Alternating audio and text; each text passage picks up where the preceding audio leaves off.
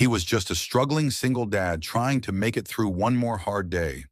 She was a quiet woman with 3 kids and tired eyes, asking for nothing, caring more than anyone could see. Their lives were never meant to cross, but one simple act of kindness on a quiet afternoon changed everything. This isn't just a story about chance, it's about healing, second chances, and the quiet power of showing up when it matters most. If you believe in stories that warm the heart and restore your faith in humanity, take a moment to subscribe to our channel, because sometimes the smallest gestures lead to the most extraordinary journeys. Now let me tell you what happened. A struggling single dad gave food to a mother with 3 kids. He had no idea she owned half the town. The wind rustled through the brittle branches lining Main Street, carrying with it the scent of chimney smoke and a hint of coming snow. Willow Creek, once a thriving mill town nestled in the Appalachian foothills, now felt like a place slowly folding into itself. The storefronts were aging, paint peeling from forgotten signs. The diner served more memories than meals. And yet, for those who remained, there was a kind of resilience in the bones of the town.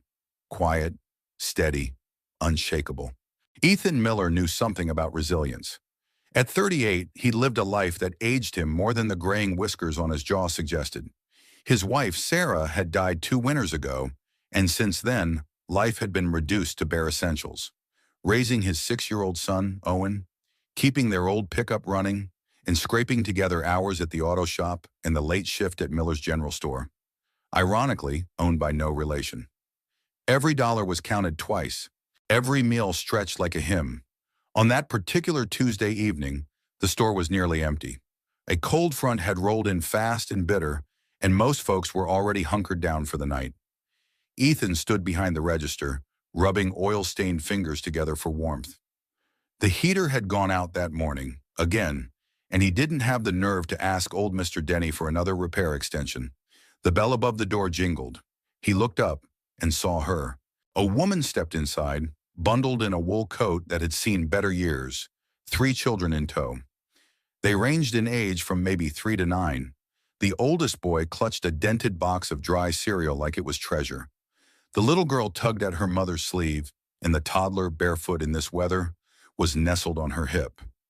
Ethan watched as the woman moved quietly through the aisles. She wasn't browsing. She was calculating. Her eyes flickered from shelf to shelf, picking up cans, checking prices, putting them back. Her movements were precise, controlled. She wasn't from around here. Willow Creek hadn't welcomed a new face in months, maybe longer. When she reached the counter, her arms were full. Canned beans, a box of pasta, a small bottle of apple juice. Essentials, nothing frivolous. She placed everything gently on the counter, then paused. Her cheeks flushed as she reached into her purse, fingers patting pockets, pulling out lint, a baby sock, and a few crumpled dollars. I think I left my wallet," she whispered, barely audible. Ethan glanced at the children. The oldest boy stood straight, trying not to look embarrassed. The little girl's stomach growled loud enough to fill the silence. "Don't worry about it," Ethan said gently, already sliding the items into a paper bag. "You can bring it by later." Her eyes met his, blue-gray, weary, full of something ancient and human. "But I don't even know your name." "Ethan," he said, offering a soft smile. "And you don't owe me anything." Her lips parted as if to protest, but something stopped her. Maybe it was the way Owen peeked out from the back room, clutching his toy fire truck. Maybe it was the way Ethan said it. No pity, no charity, just quiet understanding. She clutched the paper bag like it was made of gold. "Thank you," she murmured, her voice catching. "Really?" Ethan nodded. "Stay warm tonight." And just like that, she was gone, disappearing into the icy twilight with her children, leaving behind nothing but a trace of warmth in a store that hadn't felt alive in weeks. He didn't even get her name. That night, after putting Owen to bed, Ethan found himself standing at the kitchen sink, staring out into the dark. The town's street lamps flickered in the distance, and somewhere beyond them, she was out there, whoever she was. He wondered where she had come from, why she had no shoes for her youngest, why pride hadn't kept her from entering that store. "Daddy," Owen's voice came from the hallway, soft and sleepy. "Who was that lady?" Ethan dried his hands on a towel and turned. Just someone who needed a little help. Owen was quiet for a moment, then whispered, "She looked sad, like when Mom left." Ethan's breath caught. It had been a long time since Owen brought up Sarah without prompting. "Yeah," he said softly, brushing hair from his son's forehead. "Sometimes people carry sadness we can't see." Owen nestled into the blankets. "Will we see her again?" "I don't know, buddy," Ethan said truthfully. But he hoped so, because something about her stayed with him. The dignity in her silence, the storm behind her eyes, and the fact that, despite the cold, despite the weariness on her face, she hadn't begged. She'd only stood there, doing her best. The next morning, Ethan stepped out onto his creaking front porch with a thermos of coffee and a tired smile. Willow Creek was waking slowly. Dog walkers, postal workers, the echo of distant car engines. He glanced down the street, half expecting to see that woman again. But all he saw was mist rolling in over the hills and the quiet, aching promise of another ordinary day. Only it didn't feel quite so ordinary anymore. Not after her. Not after the way kindness, given without thought, had stirred something in the stillness. And though he didn't know it yet, that moment, small and fleeting, had just changed everything. The sun peeked shyly through a patchwork of clouds as Willow Creek shook off the last of its winter sleep. The local park, though bare-branched and brittle from the cold, was alive in a different way. Children's laughter echoed off the frozen grass, a sound that had become rare in recent years. Ethan had promised Owen a morning at the park before his afternoon shift at the shop. The boy needed it. Truth be told, so did Ethan. While Owen ran toward the half-frozen monkey bars, Ethan sank onto a weathered bench and pulled his coat tighter. He cradled a lukewarm thermos of coffee, staring at nothing, thinking of everything. Then he saw her. At the far end of the playground, beneath the gray sky, the woman from the store stood near the swings. She wore the same coat, but now had boots, still old but dry and intact. Her children played close by, the oldest boy pushing his sister on a swing, the toddler giggling in circles near a leaf pile. She hadn't seen him yet. Ethan hesitated. He could have left it alone, let the memory of their brief encounter dissolve into a kind act done and forgotten. But something inside tugged at him, a thread not yet finished. He stood and walked slowly across the gravel path. "Hey," he said softly, not wanting to startle her. She turned and recognition flared in her eyes, followed quickly by something gentler. She offered a half-smile, both grateful and cautious. "I didn't think I'd see you again," she said. "I wasn't sure I would either," Ethan replied, "but I'm glad I did." She glanced toward her children, then back at him.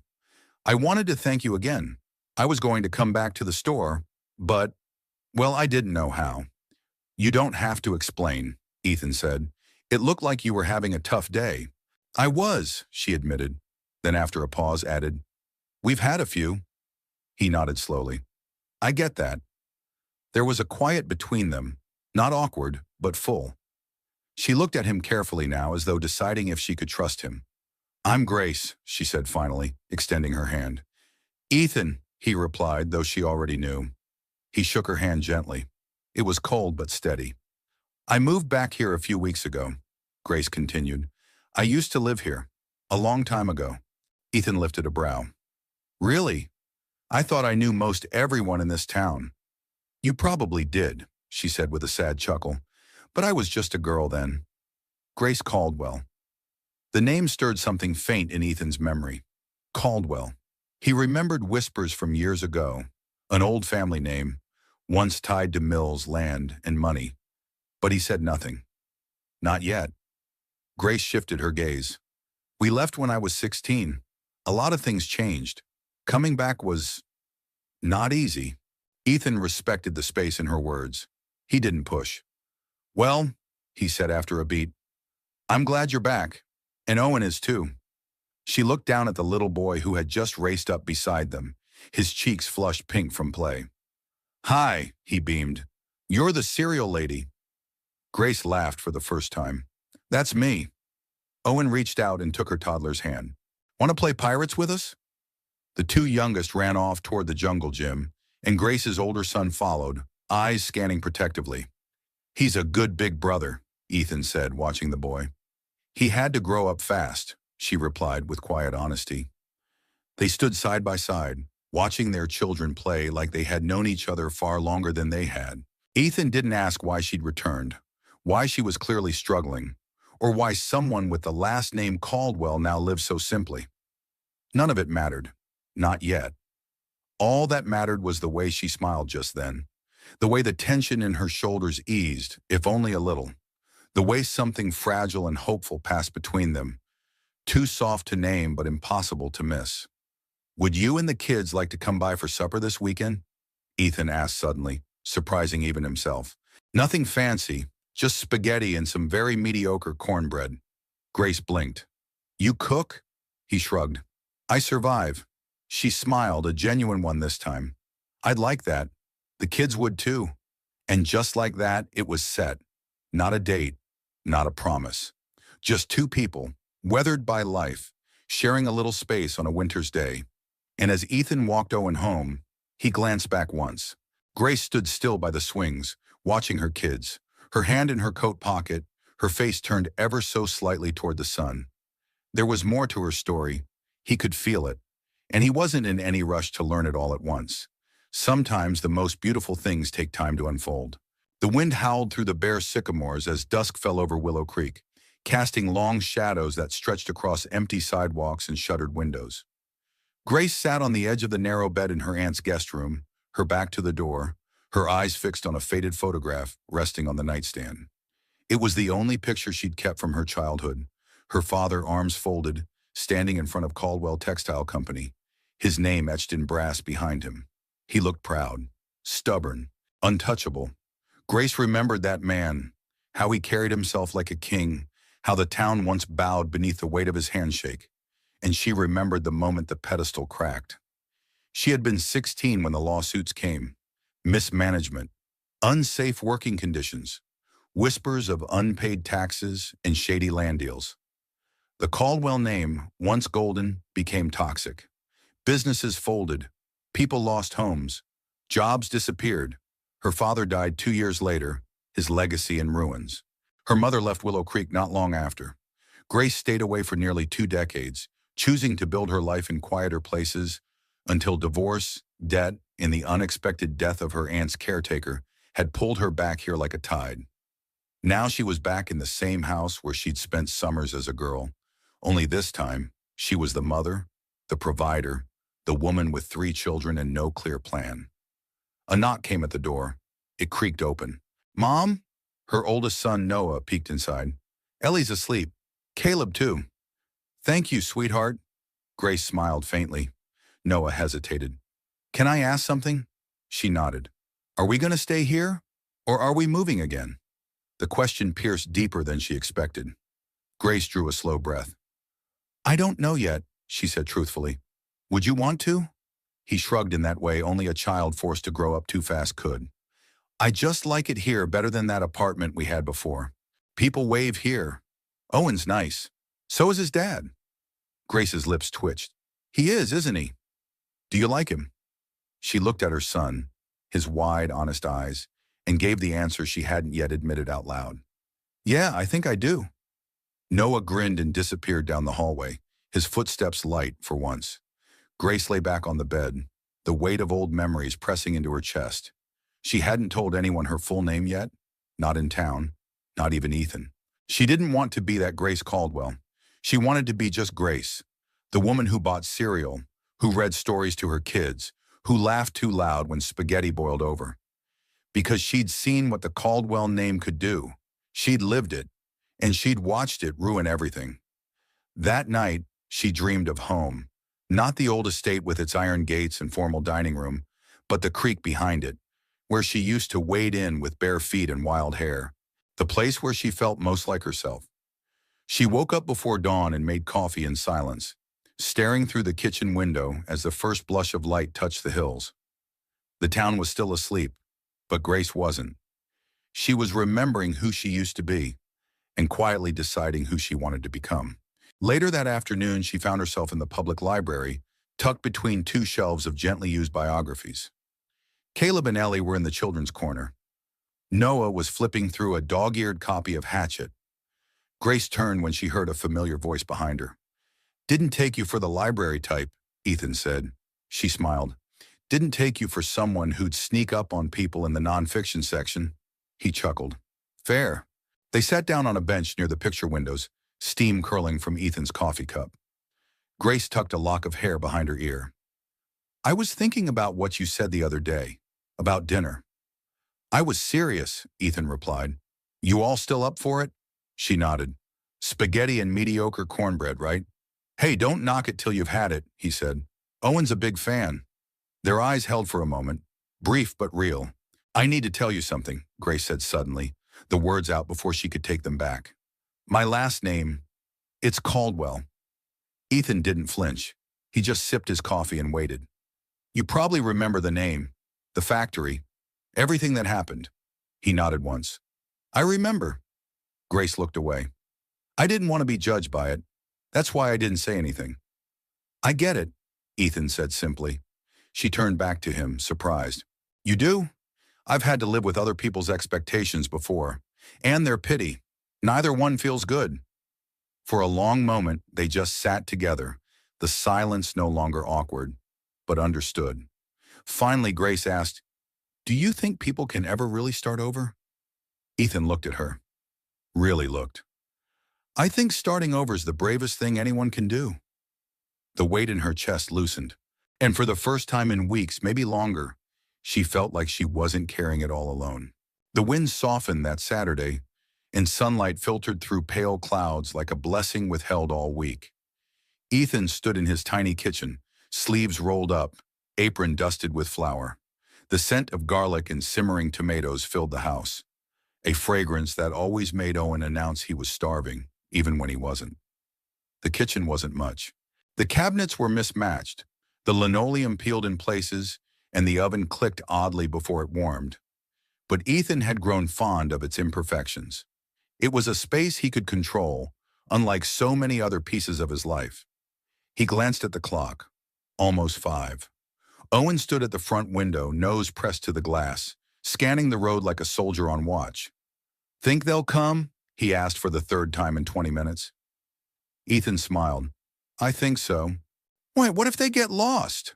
They won't. What if Caleb doesn't like cornbread? Ethan ruffled his son's hair.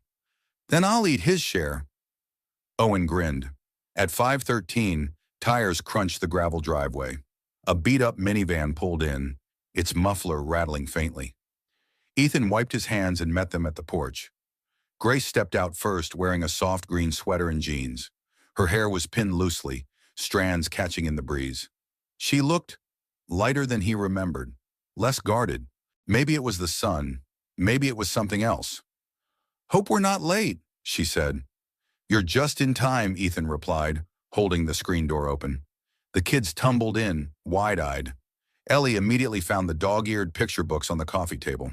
Caleb hovered near his mother, while Noah gave Owen a high five like they'd known each other for years. Inside, the living room had been hastily tidied. A blanket tossed over a torn cushion, toys scooped into a laundry basket and shoved behind the couch. The kitchen table was set with mismatched plates, each place marked with a paper napkin folded into a crooked triangle. It smells amazing in here, Grace said, her voice almost reverent. It's a trick, Ethan said, ladling sauce into a bowl.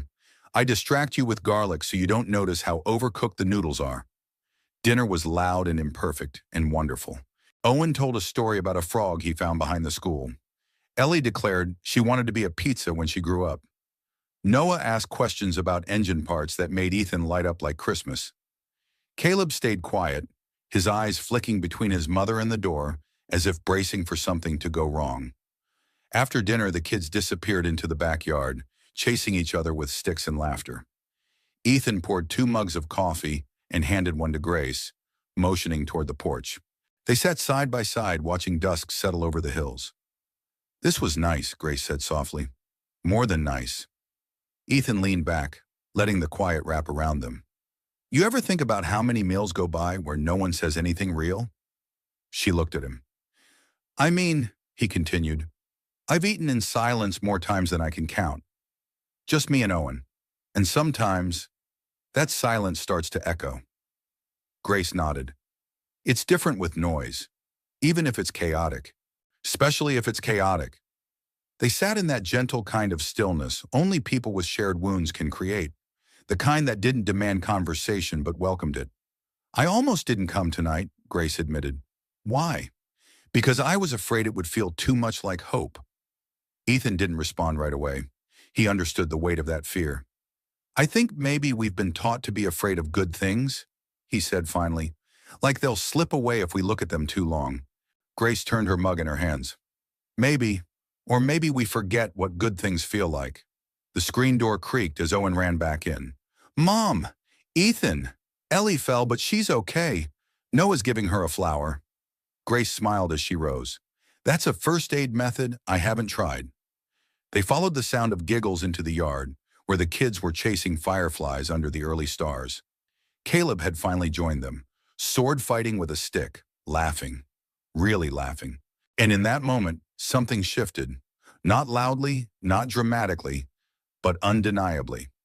It was still too early to name what was growing between Ethan and Grace, but it was there, taking root, watered by simple kindness and the smallest brave acts. As they watched their children dance beneath the twilight, Ethan glanced sideways. Same time next week? Grace didn't answer right away. Then she smiled. Yeah, she said.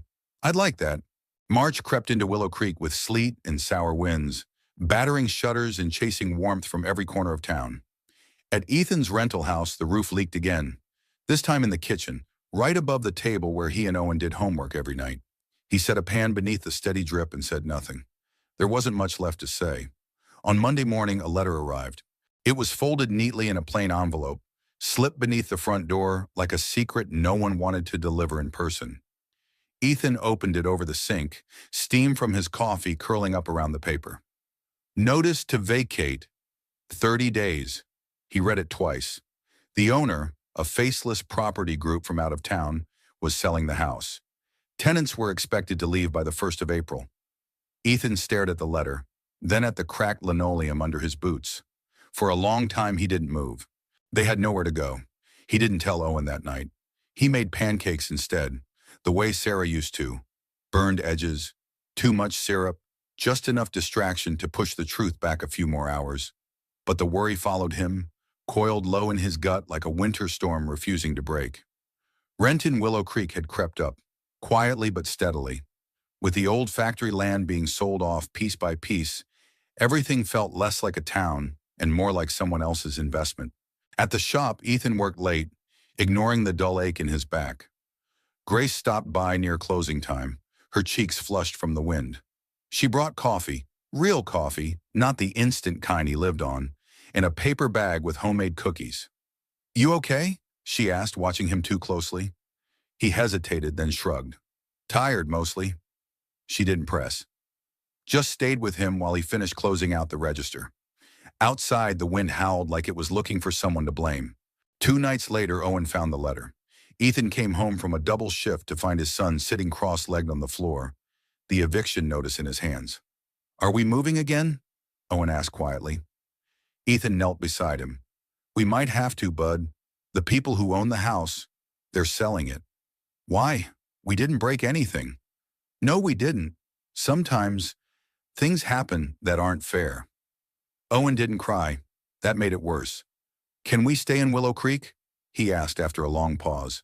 I don't want to leave Grace, or Noah, or the frog behind school. Ethan swallowed the lump rising in his throat. I'll do everything I can. The next evening, Grace noticed the tightness in Ethan's smile when she dropped by after dinner. The kids were playing in the next room, laughter muffled by old walls. She handed him a cup of tea and sat beside him on the couch. What's going on? Ethan sighed, rubbing his palms together. We got an eviction notice. 30 days. She was quiet for a long beat. I'm so sorry, Ethan. Yeah, me too. I didn't realize rent was that high around here. He gave a humorless laugh. It didn't used to be. Not until investors started grabbing up half the town. Grace flinched. So slight, but he saw it. He turned to her, searching her face. You know something, don't you? Her mouth parted, but the words didn't come. Grace, he said gently, you can tell me. She looked away. Some of the landowners, they're connected to my family, to me. Not all of it, but enough. Ethan was quiet, letting the truth sink in. I didn't know this house was part of that, she added quickly. I swear, Ethan, I wouldn't. I know, he said, cutting her off before guilt took hold. I know you wouldn't. Still, something heavy hung between them now. Not mistrust exactly, but something close. Grace reached for his hand. Let me help. He pulled back gently. I can't let you do that. Why? Because I need to stand on my own 2 feet. For Owen. For me. If I take help now, what happens the next time something falls apart? Grace didn't argue. She understood that kind of pride. She lived it too. But when she left that night, her heart ached in places she hadn't felt in years. 2 days later, a for sale sign appeared on the front lawn. Ethan watched the man hammer it in, the red letters stark against the withered grass. Inside the house, Owen packed a toy fire truck into a cardboard box without saying a word. Outside, spring lingered just beyond the horizon, but the air was still cold. And for the first time in a long while, Ethan didn't know where to go next. It started with a headline. Caldwell heiress returns to Willow Creek. The words ran above the fold of the Willow Creek Weekly, a paper that hadn't broken real news in years. Yet by noon it was everywhere. Tacked to bulletin boards, passed between customers at the diner, folded beneath elbows in the barbershop. Grace read it in the grocery line. She had only stopped in for milk and bread, the kind of errand that helped her feel grounded, normal. The moment her eyes landed on the paper beside the register, the breath caught in her throat. They'd used an old photo. She must have been 19, smiling, polished, standing beside her father at a charity event before everything fell apart. Beneath the image, the article speculated on her reasons for returning, citing the family's estate holdings, local property transfers, and renewed interest in civic engagement. The words were tidy, deceptive, measured like chess moves. By the time Grace stepped outside, she could already feel it, eyes on her from across the parking lot. A pause in the air, the slow, familiar chill of judgment resurfacing. That afternoon, people who once nodded to her in the park now looked past her. The woman who normally chatted over library checkouts avoided eye contact. Even her favorite barista offered a strained smile instead of their usual, "How are the kids?" Whispers filled the air, faster than spring pollen. At home, she closed all the blinds and sat on the living room floor, while Caleb built a lopsided tower with blocks beside her. She wasn't afraid exactly. She was tired. Tired of carrying a name that didn't belong to her choices, only to her blood. Ethan heard about the article the next morning. He found the paper folded on the counter at Miller's General Store. Headlines circled in red ink and marked with 2 exclamation points, as if someone had planned to pass it around like gospel. He didn't touch it. Instead, he grabbed a sack of nails and a new wrench and checked out without a word. But all the way back to the shop, his thoughts reeled. He hadn't seen Grace since their conversation about the eviction. He'd been giving her space, unsure what lines to cross. But now he realized that space might have felt like silence. At lunchtime, he stopped by her aunt's house. The door opened slowly, and there she was. Grace, not the girl in the article, but the woman who'd poured his coffee and bandaged Owen's scraped elbow last week. "Hi," he said. Her expression softened with both surprise and something close to relief. "Hey, I came to see if you were okay." She stepped aside. "Come in." The kids were at school or napping, the house quiet. They sat in the kitchen, a pot of tea between them, steam curling like nervous breath. "I didn't ask for this," she said after a long silence. "I know. They make it sound like I'm some land baron, here to reclaim the town. I don't even know how they got that photo." Ethan nodded. "They're not writing for truth. They're writing for noise." Grace looked down. "It's the Caldwell name. No matter what I do, it finds me." "Let them talk," Ethan said, gently but firmly.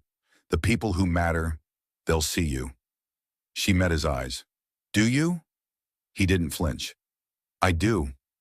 A long silence followed, but this one was warm. Grace reached across the table and touched his hand. Just once. Just enough. "I'm sorry about the house," she said. "I know. I wanted to fix it. Quietly, anonymously. I know that too. Are you angry?" Ethan shook his head. "No, I'm proud. You could have walked away, but you stayed." Her eyes shimmered, but she blinked them clear. "I don't want to be a ghost of this town's past. I want to build something better. He smiled. Then start with dinner. Again. Tonight. She blinked. Again? Yeah, he said. You bring the truth. I'll bring the cornbread. She laughed quietly, but it filled the room like music. That evening, word spread that Grace Caldwell had been seen walking down Main Street with her head high and her children beside her. Not in a limousine, not in high heels, just a mom and her kids stopping to pet dogs and pick up coffee and smile at the bakery clerk who forgot her name for a second. Some people whispered, some judged, but a few, just a few, started to remember that maybe Grace Caldwell wasn't a scandal or a symbol. Maybe she was simply Grace. The woman who helped fix the library roof, the mother who volunteered for story hour, the neighbor who remembered how you took your coffee, and maybe, just maybe, that was enough. April arrived with longer days and the faint green blush of early spring, but for Ethan, the calendar felt like a countdown. The 30-day notice on the refrigerator was now reduced to single digits. The red circle around the move-out date stared at him every morning like a dare he couldn't rise to meet. He spent evenings calling landlords, scanning bulletin boards, checking for rentals that didn't require credit scores he couldn't offer or deposits he didn't have. Each time he hung up, Owen would glance up from his coloring book, pretending not to listen, but hoping, always hoping. They had packed 4 boxes, just 4, half toys, half memories. The rest was still up in the air. One evening, while Ethan replaced a muffler under an old pickup, a familiar voice cut through the metallic clang of the shop. Still chasing that rattle? He slid out from under the truck and wiped his hands. Depends.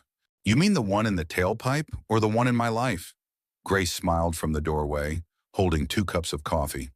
Thought you could use this. I always can. They sat on a bench beside the garage, the kind of bench you only noticed when your body needed rest more than your mind could admit. The sky was softening to indigo, the scent of motor oil clinging to the wind. I've been thinking, Grace began, careful. Dangerous start, Ethan teased, but his eyes stayed on hers. I mean it. About what you said, that you want to do this on your own, that you have to. He waited. I think you're right, she continued. But doing something on your own doesn't mean doing it alone. He tilted his head. She reached into her coat pocket and pulled out a folded sheet of paper. I heard about a community fund the town used to have, set up before the Caldwell collapse. It was dormant for years, but with some legal nudging, it's active again. Ethan took the paper and read. A list of grants, small, need-based, managed not by corporations but by townspeople. Discretionary, no credit checks, just stories and trust. You did this? He asked. Grace shrugged. I made a few calls, reminded a few people what community used to mean. Ethan folded the paper slowly. You didn't do this for me. No, she said.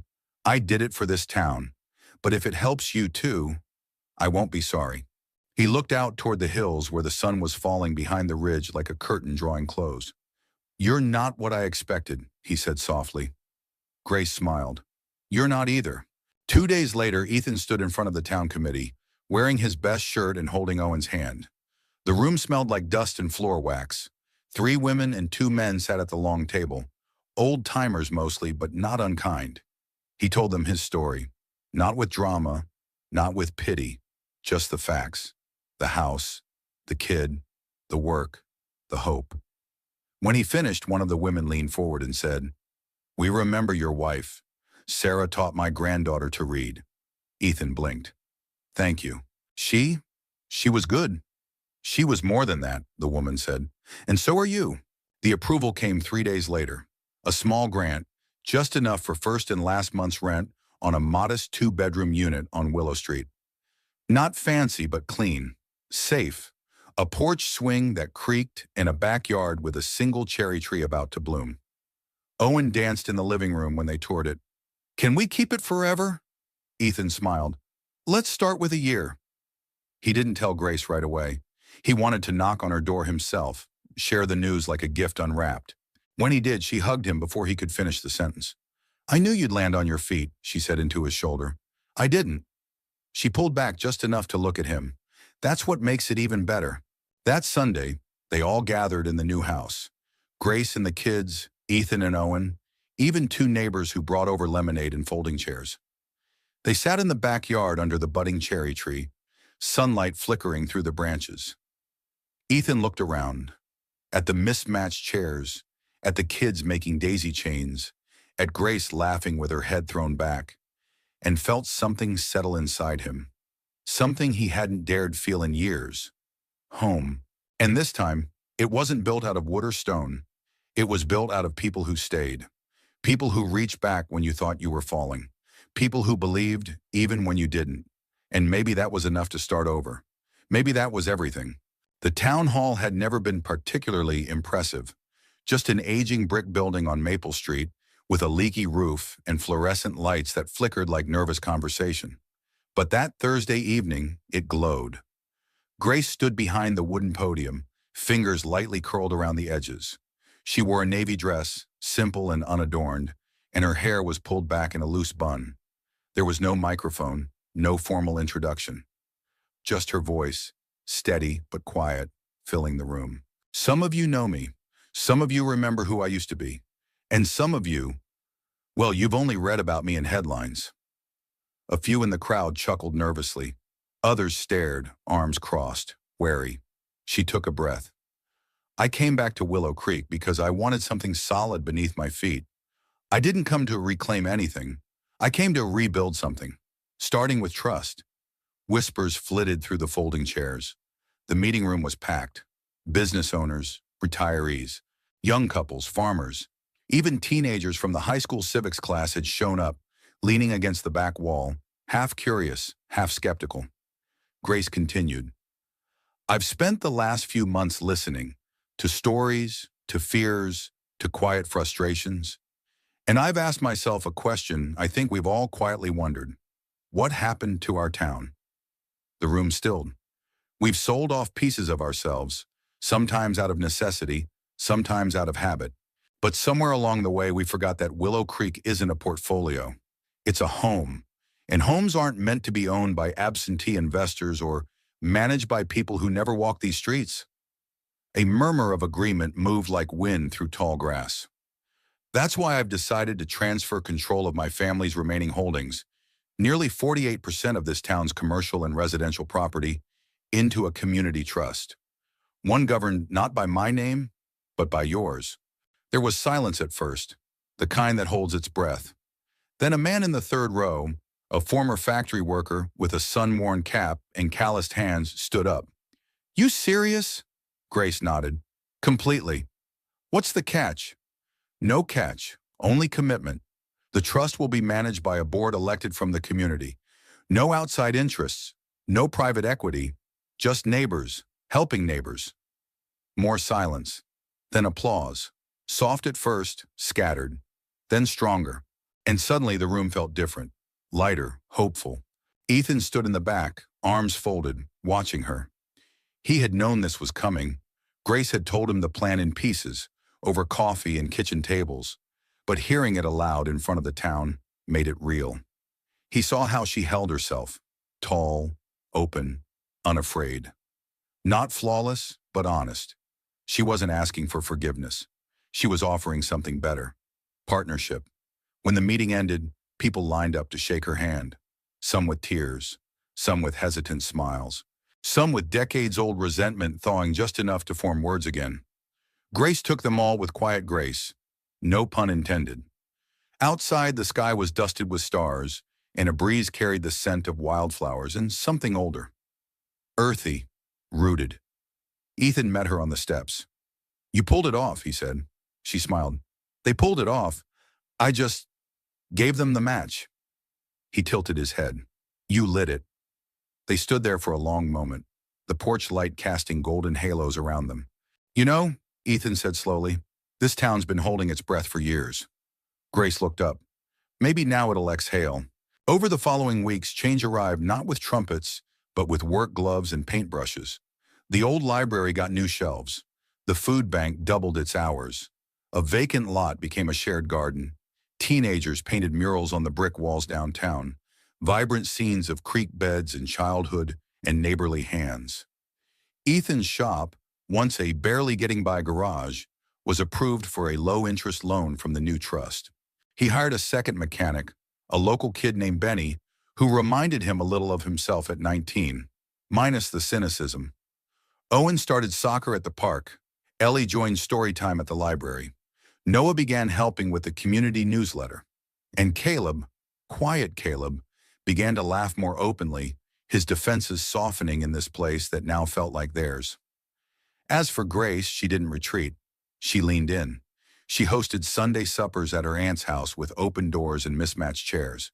She volunteered at the clinic, organized coat drives, and spent long afternoons walking through town with a notebook full of ideas and a heart full of intent. And through it all, she and Ethan grew, together. Not in declarations, but in the quiet rhythm of two people slowly, deliberately building something that didn't need a label to be real. One evening, as they sat on the porch of Ethan's new place, Owen asleep inside and the stars high above, Grace turned to him. "You think they'll remember this?" she asked. He looked at her, then out at the town. "I hope not," she blinked. "No? I hope they just live it," he said. "That it becomes so normal, no one needs to remember it started with one night and one name." She reached for his hand, and in the silence that followed, Willow Creek breathed in, finally deeply, and began again. The Saturday morning after the trust meeting was one of those rare April days when the air felt like silk, and the whole town seemed to breathe a little easier. The scent of fresh-cut grass mingled with warm cinnamon rolls from the bakery 2 doors down from Ethan's new house. He stood on his front porch, coffee in hand, watching Owen ride his bike in slow loops around the driveway. A faint smile traced his lips.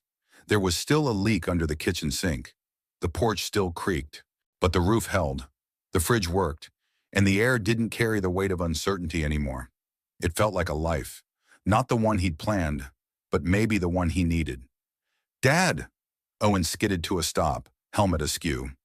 "I saw Mrs. Garrett at the bakery, and she said your name's in the paper again." Ethan groaned. "That never ends well." "No, it's good. It says your shop's getting expanded." Technically true.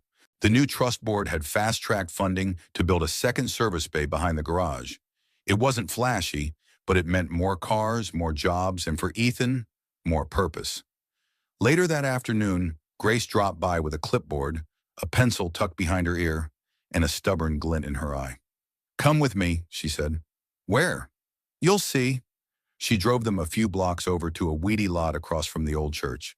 It was half gravel, half forgotten dreams, the kind of place people walk past without ever seeing.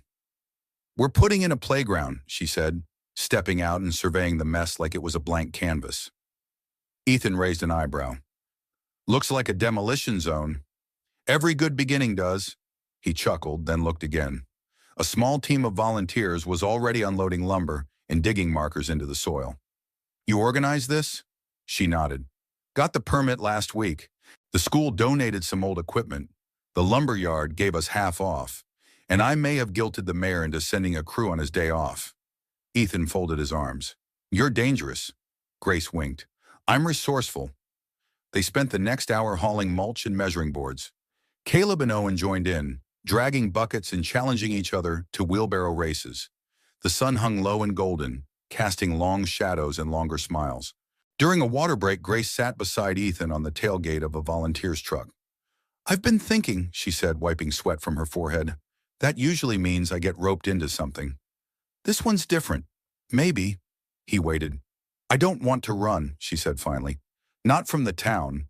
Not from people's opinions. Not from who I used to be." Ethan studied her face. Open, earnest. "I've spent a lot of time trying to outrun the Caldwell name," she said. "But maybe what I really needed was to rewrite it." "You already are." She looked down. "I want to do it with you." He froze, not because he was surprised by the words, but because he wasn't. He'd known somewhere beneath the practical, day-to-day rituals that this was coming. Still, hearing it out loud settled something deep in him. "You sure?" he asked, voice low. Grace smiled, the corners of her eyes crinkling just so. "I've never been more." He took her hand, held it, didn't let go. That night, Ethan found an old box in the back of his closet while searching for Owen's missing cleat. It was taped shut, corners worn soft from time. Inside was a letter. Sarah's handwriting. He hadn't opened it before. Couldn't. Not until now. He sat on the edge of the bed, the house quiet except for the creak of wind and the hum of distant crickets. Ethan, if you're reading this, it means I'm not with you anymore. And that thought still breaks me. But I know you. I know you'll try to carry everything on your own. That's who you are. But sweetheart, you don't have to. If someone ever comes along who sees you the way I did, please don't push them away. Let Owen see you happy again. Let yourself be held, loved. You deserve that. Love, Sarah. He sat with the letter in his lap for a long time, not crying, just breathing, like the town, like a man who had stopped running. The next morning, Ethan stood in Grace's driveway with a bouquet of wildflowers and a homemade cinnamon roll wrapped in foil. She opened the door, surprised. What's this? Breakfast, and maybe the beginning of something more. She stepped aside to let him in, her smile quiet and certain. Behind them, the sun crept slowly over Willow Creek, and nothing felt borrowed anymore. The ribbon was red, not the dull kind from office supply boxes, but a bold satin red that shimmered in the late spring sunlight. Grace smiled as she tied it across the entrance of the newly renovated community center, double knotting it with the precision of someone who had tied too many lunchboxes and shoelaces over the years. Around her, neighbors gathered in small clusters, some dressed up for the occasion, others in work boots and flannel shirts, arms crossed against the awkwardness of celebration. Children darted between legs, their laughter adding a rhythm no marching band could match. Ethan stood off to one side, Owen by his hip, both of them squinting into the sunlight. The boy held a pair of scissors far too big for his hands, and Grace had to bite back a grin when he whispered, "These are serious scissors, Dad." "They are," Ethan replied. "Use your power wisely." At exactly 11, the mayor cleared his throat, gave a brief and mostly forgettable speech, and gestured to Grace. She stepped forward. Her voice was calm, her presence steady. "Today isn't about a building," she said. "It's about what happens inside it. Meals shared, stories told, hands held, skills passed down. This center belongs to all of us. So let's build more than walls. Let's build each other." She stepped aside and nodded at Owen. With great ceremony and only a little hesitation, Owen cut the ribbon. Cheers rose up like confetti in the air. Inside, the center smelled of fresh paint and new beginnings. A long table had been set with finger foods, lemonade, and dozens of homemade pies. Volunteers wore name tags, handing out flyers about art classes, literacy workshops, veterans' lunches, and summer tutoring programs. Ethan wandered the halls slowly, amazed at how quickly the space had come to life. In one room, teenagers were already setting up donated laptops. In another, Caleb and Ellie were painting paper butterflies with a woman who'd once taught preschool.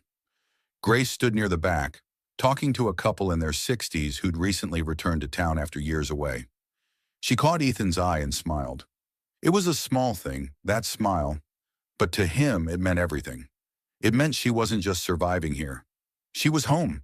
Later that evening, long after the pies had been devoured and the last child had left with paint in their hair, Ethan found Grace sweeping the floor of the multipurpose room.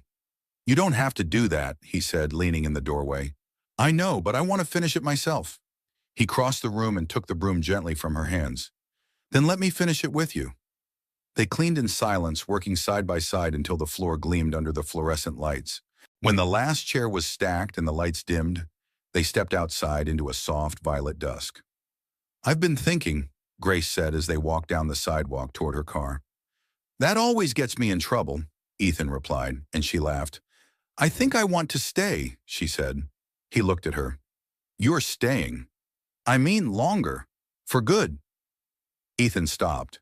The moment held between them like breath. "I'm glad," he said. She reached into her purse and pulled out a folded envelope. "This was left at the welcome table for you." He opened it slowly. Inside was a handwritten note on town stationery. "Your loan is officially approved. Construction on the second bay begins June 1st. Thanks for believing in this town. Willow Creek Trust Board." Ethan stared at it, heart thudding, not from surprise but from a strange, humble kind of relief. "They believe in you," Grace said. "I think I'm finally starting to believe in me too." They reached her car. Neither of them made a move to open the door. I used to think redemption looked like confession, Grace murmured, but maybe it looks more like contribution, showing up, trying again. Ethan took her hand. Maybe it looks like standing still long enough for roots to take hold. She leaned into him, head against his shoulder. Then let's grow something. He kissed her hair, soft and deliberate. The following week, the center buzzed with life. The shared garden out back bloomed with wildflowers and raised vegetable beds. Teenagers held movie nights. Seniors hosted quilting bees. The sound of a community remembering itself could be heard in every echoing hallway. One evening, Ethan brought in a battered wooden sign, Miller & Son Auto Repair, and placed it gently on the wall near the kitchen, where people waited for job interviews, resume help, or just a kind conversation. "Why here?" Grace asked. He grinned. "Because this is where people get rebuilt too." She kissed him then, fully without hesitation, and someone in the hallway clapped awkwardly. They laughed. Because some new beginnings come quietly, and others arrive, bright and bold, ribbon-wrapped and already unfolding. The attic was warmer than Ethan expected, with dust motes drifting in shafts of late afternoon light like lazy snowflakes. The wooden floor creaked underfoot, the scent of old paper and cedar rising as he pulled open box after box, each one a time capsule of someone else's life, or maybe his own. He was looking for photo albums. Owen's class project asked each student to bring in family pictures, and Ethan had promised they'd find something, anything, that showed Sarah the way she really was. Not just a memory, but a moment.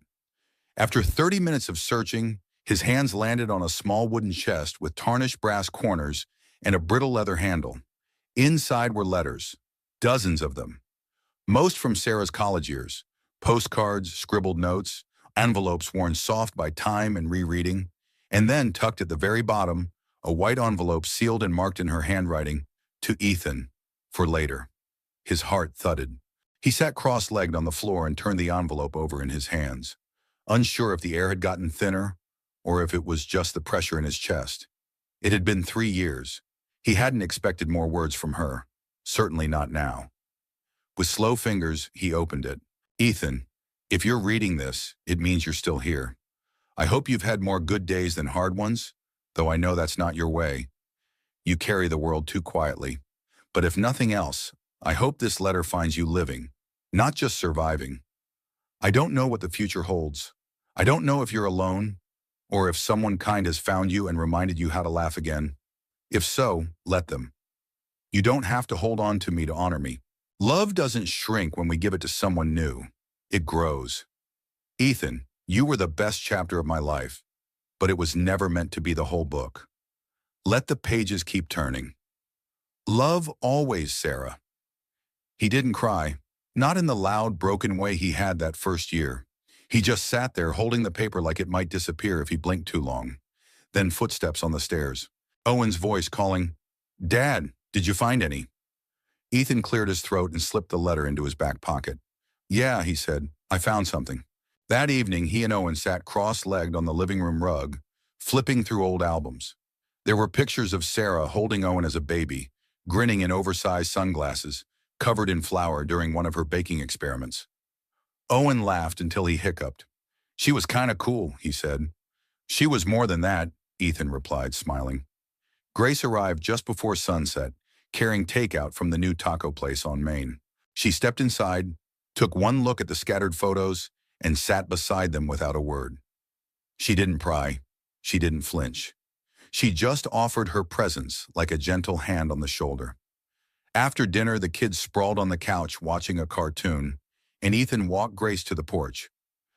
"There's something I want you to read," he said, handing her the folded letter. She hesitated. "Are you sure?" He nodded. Grace read it slowly, then looked up with glassy eyes. She was incredible. "She was," Ethan said, "and she's the reason I know what real love looks like." Grace exhaled. "You don't owe me anything, Ethan. Not explanations, not comparisons, not permission." "I know," he said, "but I want you to know what's in my heart. I didn't fall in love again by accident. I chose it. I choose you."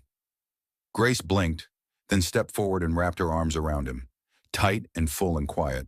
Ethan stood for a long time at that window, the cool night brushing over his skin like a reminder that some wounds don't vanish. They just breathe easier in open air. Behind him, the house murmured with the quiet sounds of safety, the soft clicks of a cooling stove, the hum of the old fridge, the gentle rustle of a blanket shifting as Owen turned in his sleep. This home wasn't grand. It had been patched, repainted, and rebuilt not just with tools, but with intention. Grace's touches were everywhere now.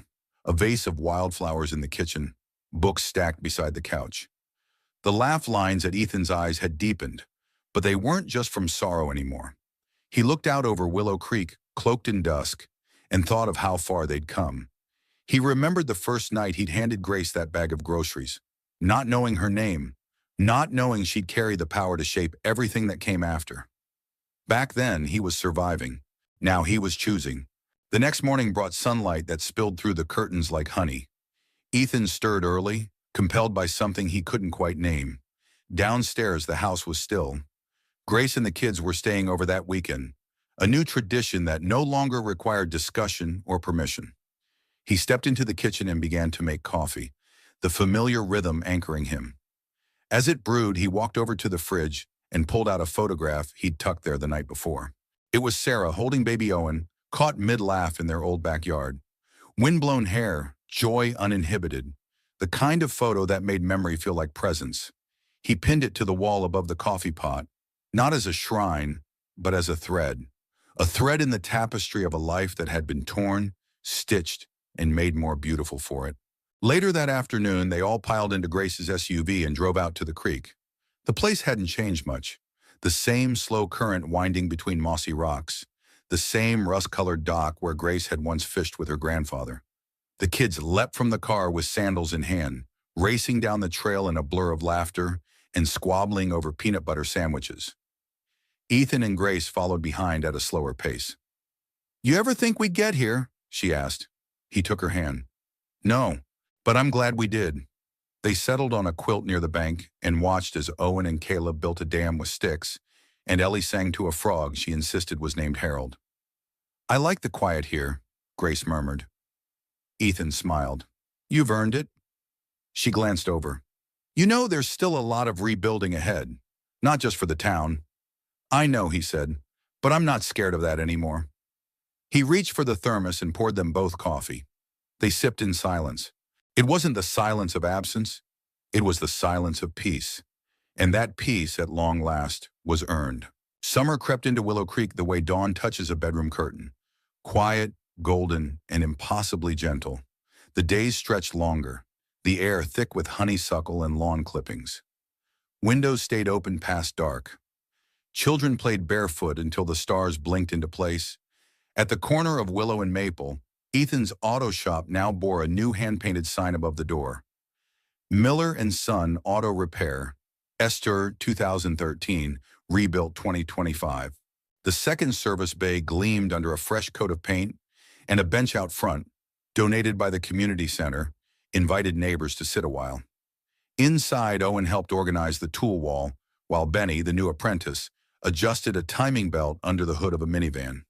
Ethan stood near the front, sipping lemonade someone had dropped off that morning, thinking of nothing in particular, and everything at once.